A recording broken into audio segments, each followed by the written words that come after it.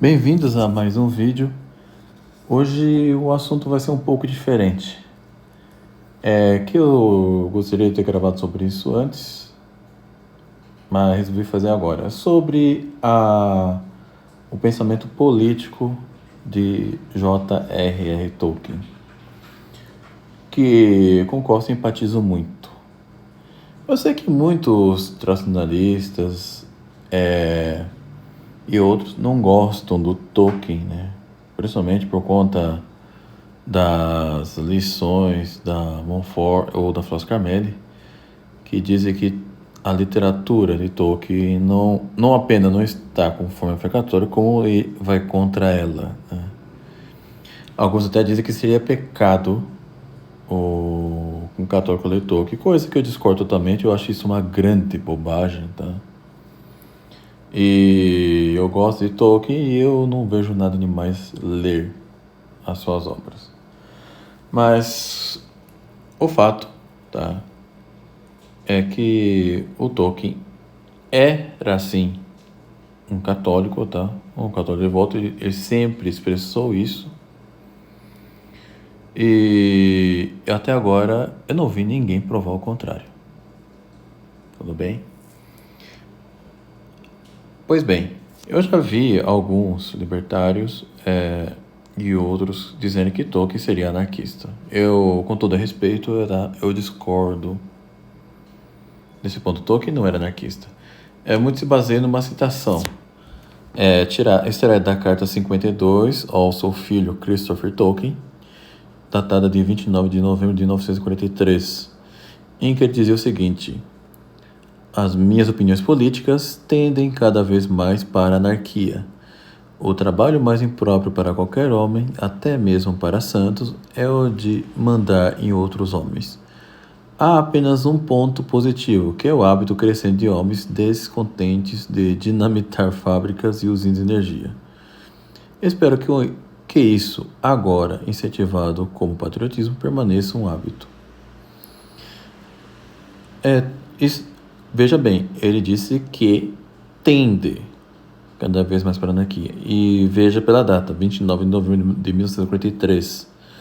Quando Tolkien disse isso, o mundo inteiro estava cheio de tiranos, tá? Tinha o Bigode na Alemanha, tinha o Careca lá na Itália, tinha o regime soviético e tinha também um vagabundo governando o Brasil, né?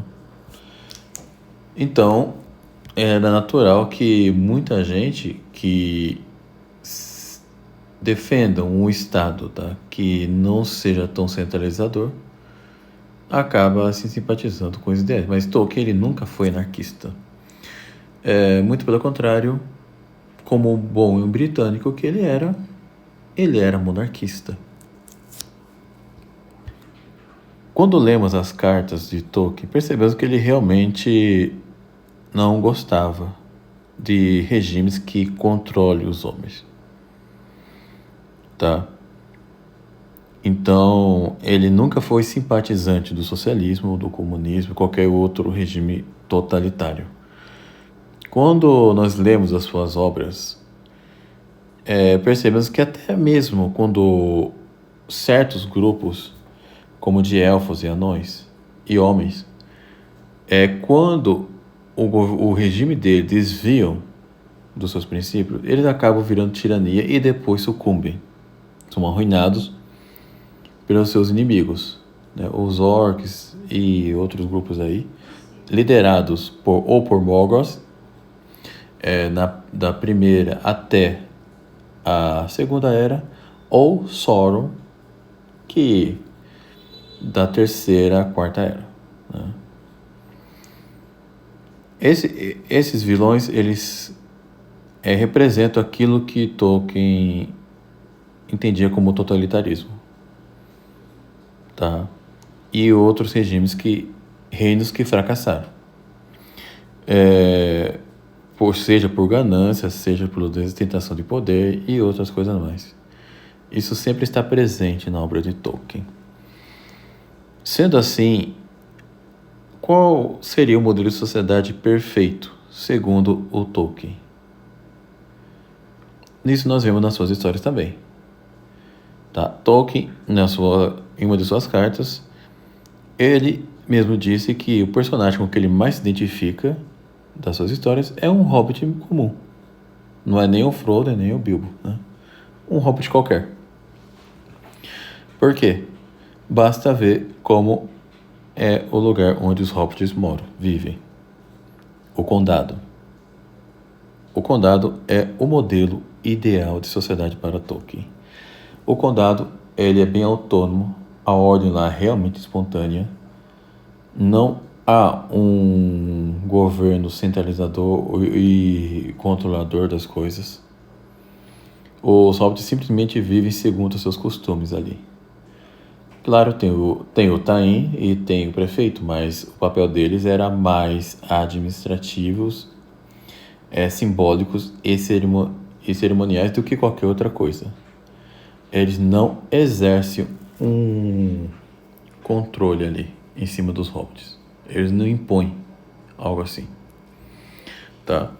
É claro que o condado ele está sob a jurisdição do reino de Gondor, tá?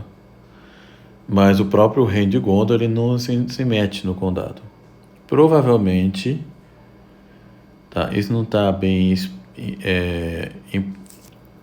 digamos assim, explícito nas histórias, mas podemos entender que a jurisdição do reino de Gondor sobre o condado seria mais de proteção, coisa assim, do que qualquer outra coisa, né? E o reconhecimento formal dos hobbits da autoridade de Gondor. Claro, não sem muita desconfiança. Se bem que no final de Senhor dos Anéis, o Aragorn ele assume o reino, né, de Gondor e Arnor. E então talvez essa desconfiança tenha passado. E, claro, não podemos deixar também de lembrar que o próprio Tolkien, ele vê em Aragorn o seu modelo de governante ideal. Aragorn representa aquele rei que não apenas é um bravo, ele não apenas é um virtuoso, não apenas aquele que reina com justiça, tá? É aquele rei que respeita a autonomia da sociedade que estão sob a sua jurisdição, tá? E não quer controle sobre elas. É isso o que representa o Aragorn no próprio pensamento de Tolkien. Então, qual é a conclusão que nós chegamos aqui? O Tolkien ele era um monarquista, só que o monarquista que zela pela liberdade individual e que também zela pela preservação das tradições, tá? Alguns o retratam como um anticapitalista. Não, o Tolkien ele era um crítico do industrialismo, tá? Mas não era exatamente um anticapitalista, não, como muitos pintam aí. Até porque ele percebia também a importância da existência do comércio, essas coisas.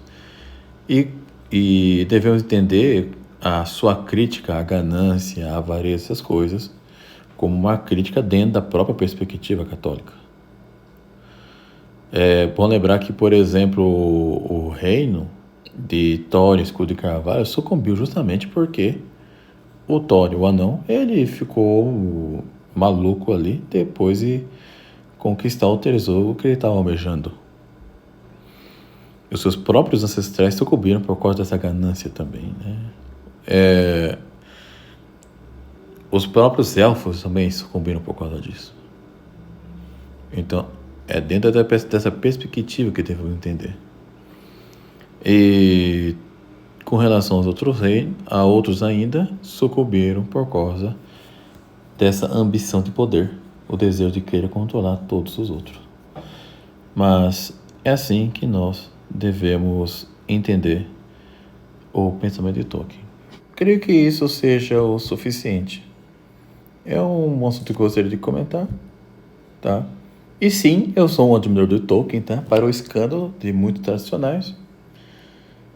Mas não me importo com isso.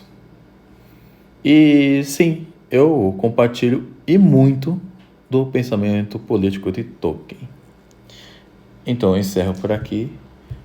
Não deixe de considerar de ajudar o canal. Fique com Deus e até o próximo vídeo.